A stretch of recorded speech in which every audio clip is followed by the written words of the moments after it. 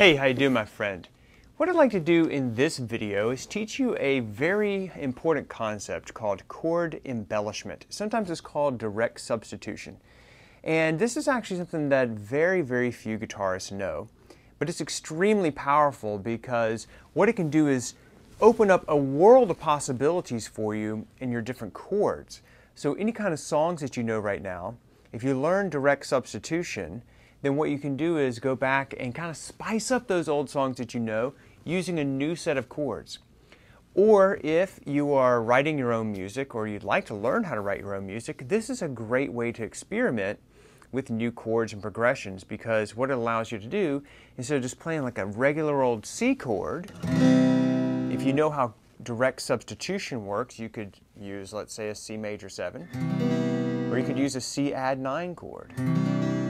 So the whole idea is that what it does is, once you understand these fundamentals, is it just opens up a lot more possibilities for you with your chords that you know how to play, because all you're going to do is keep the root note the same. You're just going to swap out a few notes and you're going to get a new sound, which is pretty cool.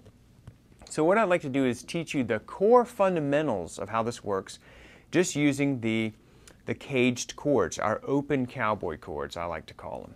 Okay, so what I'm going to do is show you. Let's start with actually the A chord here. So we got an open position A, and what I'd like to do is just play these for you, because I'm going to give you the tab, so I'm not going to give you like fretboard close-ups. We're going to cover a lot of ground quickly here, so I'm going to give you the tab so you can easily follow along. But I want to show you, let's start out with this A chord, all right? So a chord that you can easily substitute would be an A sus2. Okay, you could also easily substitute an A sus4. Okay, now those are probably the two most widely used. So like if you had a simple chord progression, let's just say like,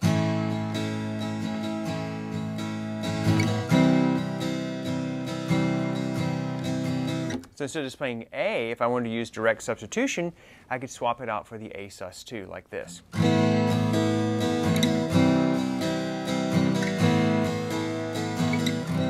Okay, and I'm just going from A sus2 to C. Now, if I understand how direct substitution works, what I can do is, instead of just using that regular old C chord, I could use a C major 7. So then my chord progression would sound like this.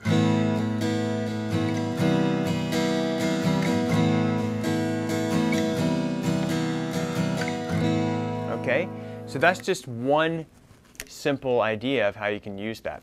Okay, so let's look at the C chord. What other chords can we substitute for a regular old C? Well, we've got C like this, right?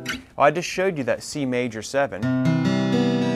Okay, so that chord, I've got C and then C major 7. C major 7, all I got to do is make my C chord and then lift up my index finger. And then I've got a C major 7. I could also substitute and use a C6. Pretty cool chord. A C sus4 would be like this. And that chord always wants to resolve back to a regular old C chord. So I've got like C sus4 and then down to the C. Isn't that a nice sound?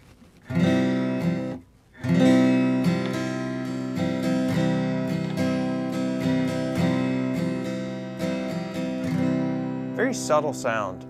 Okay, and then I could always use a C add 9. Here's that 9th. So if I had a chord progression, let's say like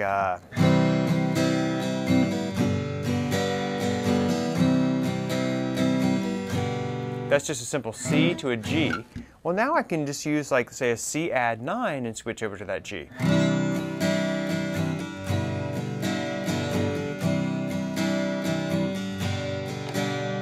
See how that changes up the sound? Okay, let's take a look at the old G chord.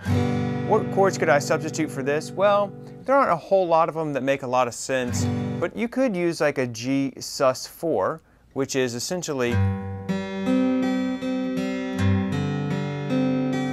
okay, and I've given you this chord in your tab. Not a real practical chord, but you could certainly use it. And that's kind of the one that I would stick with, is that G chord. And it goes nicely over to your G. So G sus4 to G. Okay, let's take a look at the E chord. The chords I like to substitute for this one are an E sus4.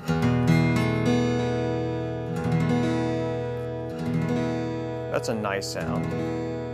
And sometimes you can do an E add 9. This thing is kind of hard to fret, but it has a really super cool sound.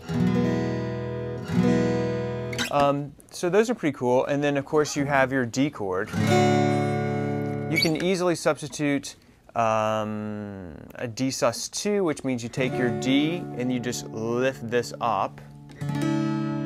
Okay, so you got D chord, then you just lift this middle finger up. And then you could do a D sus4 where you keep your D chord and then you just bring this pinky finger down to the 3rd fret 1st string,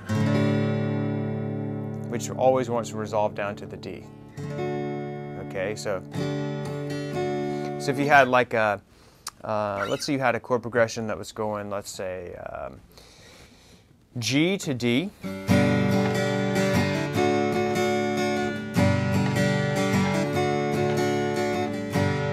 Well, now you could go like G, D, and I'll play a D sus4.